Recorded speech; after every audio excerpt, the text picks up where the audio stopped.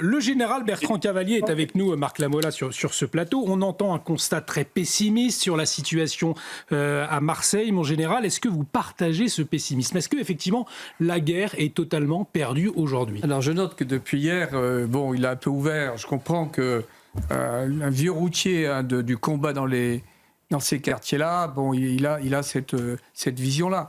Moi, je veux plutôt m'attacher à la fin de son témoignage. Il faudra peut-être du temps, mais il faut s'y mettre. Si vous voulez, aujourd'hui, c'est intéressant de voir qu'on a des déclarations de politique étrangère s'agissant de la Russie.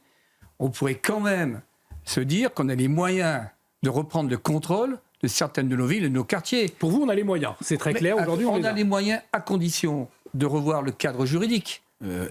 À condition d'avoir enfin... C'est une question de volonté. Avoir enfin une politique de bon sens et de courage s'agissant de la régulation des flux migratoires. C'est-à-dire que tout ce discours des politiques depuis 40 ans vire à l'imposture, à la malhonnêteté intellectuelle.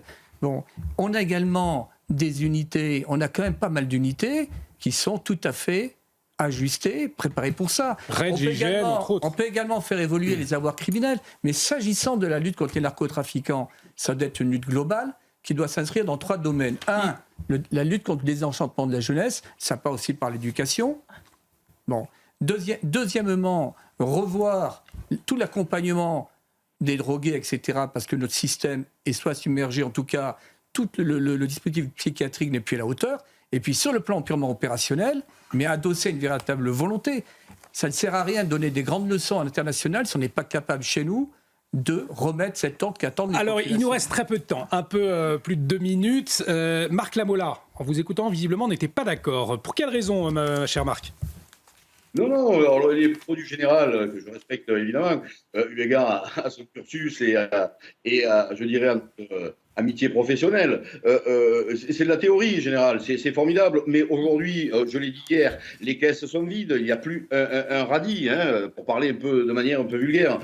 Comment faire pour enrayer ce phénomène-là? Alors les avoirs criminels, je suis entièrement d'accord avec vous, mais on a mis tellement de contre-pouvoirs, je reprends un ministre qui a dit cela récemment, il y a tellement de contre-pouvoirs qu'on n'a plus de pouvoir. Et la police n'a plus de pouvoir, comme la gendarmerie, général, vous le savez, c'est extrêmement compliqué. Et pour revenir à une situation à peu près normale, moi qui connais très bien Marseille et ses quartiers, je vous invite, si vous voulez venir me voir, je vous y amène. C'est catastrophique, catastrophique.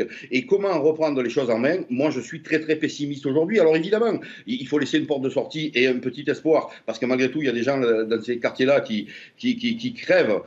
Mais c'est extrêmement compliqué. Et aujourd'hui, je le répète, moi, je ne vois pas de solution.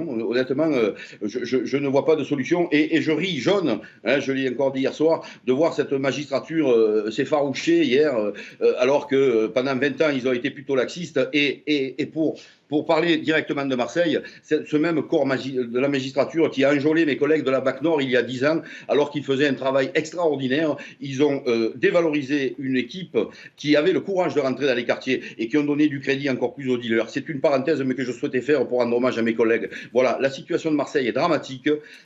Et aujourd'hui, voilà, général, je suis d'accord avec vous sur les grandes lignes, mais pour revenir à quelque chose d'à peu près normal, il va falloir 2 à 3 générations. Et je vous invite